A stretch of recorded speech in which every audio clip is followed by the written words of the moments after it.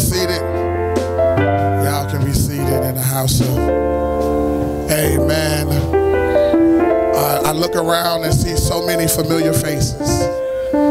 Close friends, family, people who have supported me since they heard my first song. I got some who know my old music. Some of y'all don't know the new music. But the title of the album is called Retribution. And somebody out there say, oh, Pastor, why'd you call it Retribution? That's a good question. Because I lost a lot. The devil took a lot from me, but what he took from me, I didn't earn legally. I wish I had a witness up in here. And so while I was angry at God for the devil taking what I shouldn't have had in the first place, I hope y'all know I'm the type of pastor that keep it real.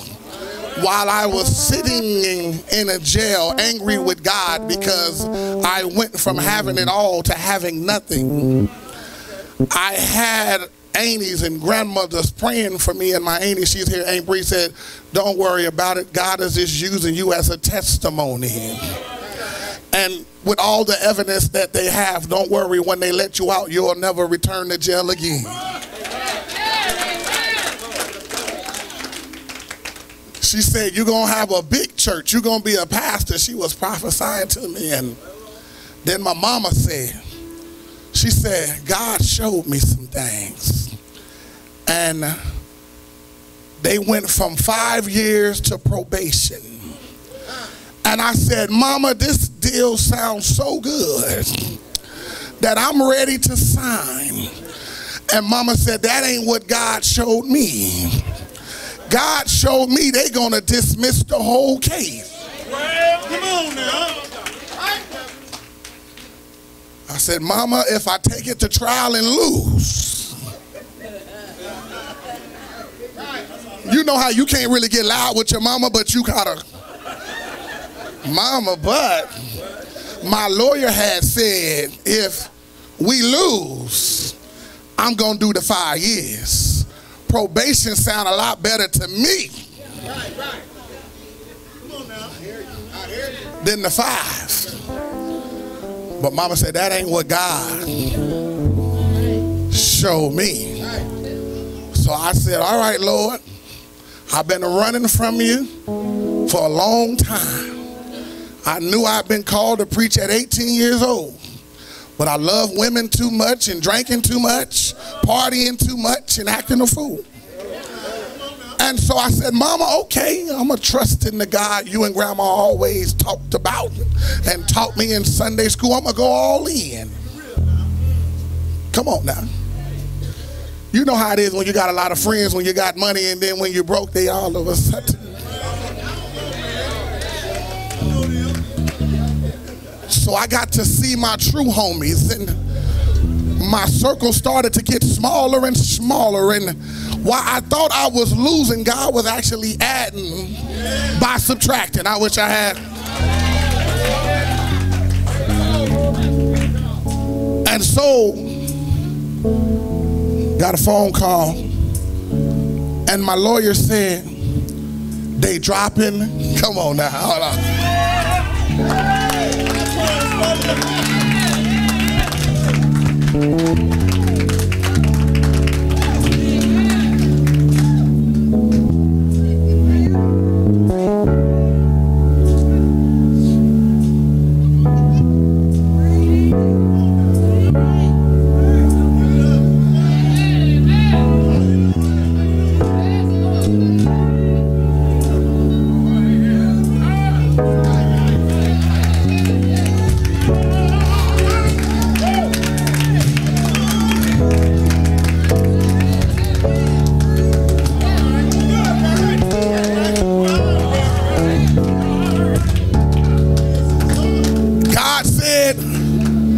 You're guilty as charged, but watch me set you free.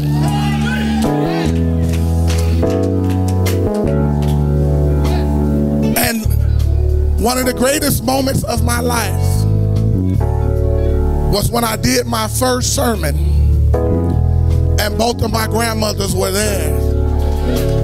to see that their prayers wasn't in vain. I made my mistakes. I fell on my face. I tried the devil, but they kept praying for me. Don't give up on your kids. Keep praying for them. Don't throw in the towel. I don't care how it might look. God can turn.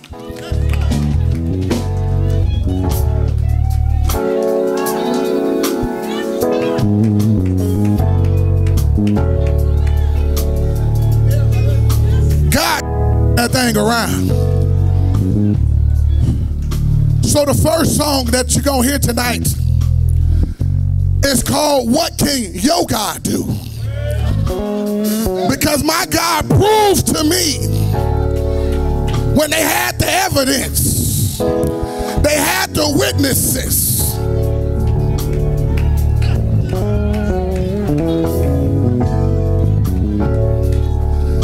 And God looked at the prosecutor and said, that still is not enough.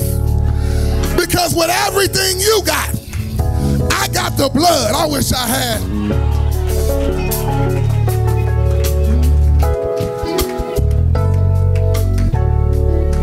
I got the blood. And I'm so glad many of you here today know my story. And you know where God brought me from. And so when I do my music, I said, you know what? I'm not going to be fake. I ain't going to lie. I ain't going to act like I'm perfect. I ain't going to act like I'm holy. I'm going to really put and show where God has brought me from. Because I'm trying to help some young person not make the same mistakes I made. And if I could just help one person find Christ, all the money I spent on studio time, all the money I spent on beats will be worth it. Amen. Let's just give God a shout out and a glory. It's Pan Shop of Praise. And young people, I want to encourage you, if God can do it for me, God can do it for you.